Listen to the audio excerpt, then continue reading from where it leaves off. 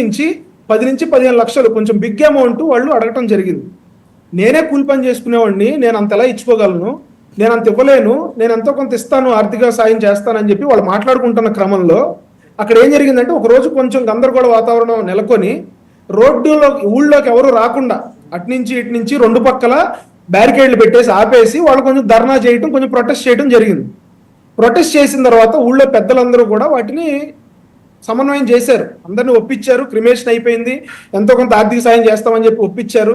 ఈలోపు కొంతమంది ఒకళ్ళిద్దరు షాపు వాళ్ళు మనస్తాపం చెంది అక్కడ హౌస్ ఓనర్ది తప్పు లేకపోయినా ఇంత డిమాండ్ చేస్తా ఉన్నారు, రేపు పొద్దున ఎవరన్నా కింద పడిపోయినా కాలు జారి పడిపోయినా కూడా మీరు ఇంత అమౌంట్ డిమాండ్ చేస్తే మేము ఎక్కడి నుంచి తెచ్చేవగలం, అసలు మీరు మా ఇంట్లోకి పనికి రావద్దు, లేకపోతే మాతో చేయొద్దు అని ఒక షాపు 2 షాపులను చేయటం జరిగింది. అది మనం వీడియోలో కూడా చూసాం.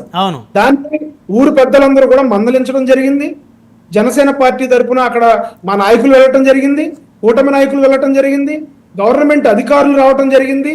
ఇటువంటి ఈ రోజుల్లో సామూహికంగా బహిష్కారం చేయడం పాసిబుల్ అవుతుందా బ్రహ్మనాయుడు గారు? ఈ రోజుల్లో ఒక మనిషికి అవసరం ఉంది. ఈ రోజు ప్రతి మనిషితో అవసరం ఉంటుంది, ప్రతి మనిషితో అవసరం ఉంటుంది.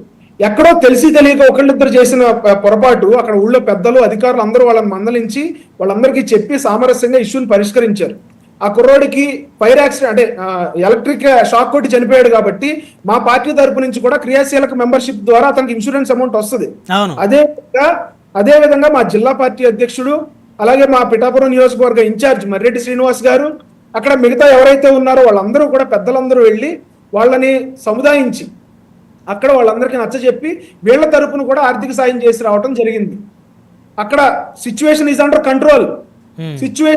కంట్రోల్. ఐ రిపీట్, ఎవరో ఏదో జరిగిపోయింది, సామాజికంగా గొడవలు జరిగిపోతా ఉన్నాయి, పిఠాపురంలో నియోజకవర్గంలో జరిగిపోతా ఉందంటే పవన్ కళ్యాణ్ గారి నియోజకవర్గం అత్యంత ప్రతిష్టాత్మకమైన నియోజకవర్గం.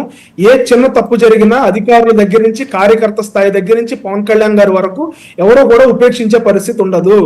ఎవరో కూడా 2025 సంవత్సరంలో సామూహికంగా ఒక కులాన్ని మేము బహిష్కరిస్తాము, మీరు మా షాపుల్లోకి వస్తే మేము మీకేం అమ్మము, మేము మీ ఇంటికి రాము, మంచినీళ్ళు తాగం అనే పరిస్థితి ఉండదు బ్రహ్మనాయుడు గారు. అసలు అలాంటి పరిస్థితులు ఈ రోజు ఈ రాష్ట్రంలో ఈ దేశంలో లేవు. ఒకవేళ ఎవరన్నా చేయాలని అనుకుంటే అది వారి మూర్ఖత్వమే అవుతుంది. కానీ ఒక కమ్యూనిటీని ఇంకో కమ్యూనిటీ బహిష్కరిస్తే ఆ కమ్యూనిటీ వాళ్ళే ఊరుకోరు. అవును, వాళ్ళు ఎలా బహిష్కరిస్తారు? ఒక మనిషికి ఎంత అవసరం ఉందో ఒక కమ్యూనిటీతో ఇంకో కమ్యూనిటీ అంతే అవసరం ఉంది. ఖచ్చితంగా ఆ పరిస్థితి లేదు. కానీ దీన్ని కూడా కొంతమంది పవన్ కళ్యాణ్ గారి మీద బురద జల్లుకోవటం కోసం, లేకపోతే వాళ్ళ రాజకీయ పబ్బం గడుపుకోవటం కోసం, ఈ నిరుద్యోగులు ఎవరైతే ఉన్నారో రాజకీయ నిరుద్యోగులు, వాళ్ళకి ఏదో ఒక ఇష్యూ కావాలి, వాళ్ళు మాట్లాడడానికి ఏదో ఒక అంశం కావాలి, రచ్చ చేయడానికి ఏదో టాపిక్ కావాలి. కాబట్టి వాళ్ళు ప్రతిదీ భూతద్దంలో పెట్టి చూసుకుని, ఇప్పుడు నిజంగా అంత ప్రేమ ఉంది కదా, వైఎస్ఆర్సీపీ పార్టీ నాయకులు వెళ్ళి 2 రోజుల్లో ఏమన్నా 1 లక్ష రూపాయల ఆర్థిక సాయం ప్రకటించారా? బహుశా వంగ గీత గారు ఇవ్వచ్చేమో ఇవాళ రేపట్లా అని అనుకుంటున్నారు. వాళ్ళు చేస్తే మంచిది, చేయాలి, అందరూ చేయాలి.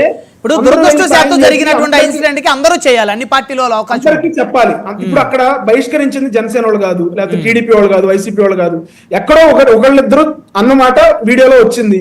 దాన్ని అందరం కూడా మనం ముక్త కంఠంతో ఖండించాలని చెప్పాలి తప్ప ఇది పవన్ కళ్యాణ్ గారి నియోజకవర్గంలో కాబట్టి జరిగింది, దీన్ని మేము హైలైట్ చేస్తాము, దీన్ని పవన్ కళ్యాణ్ గారి మీద బురద చల్లడానికి మేము వాడుకుంటామంటే మాత్రం ప్రజలు దీన్ని గమనిస్తూ ఉంటారు కదా.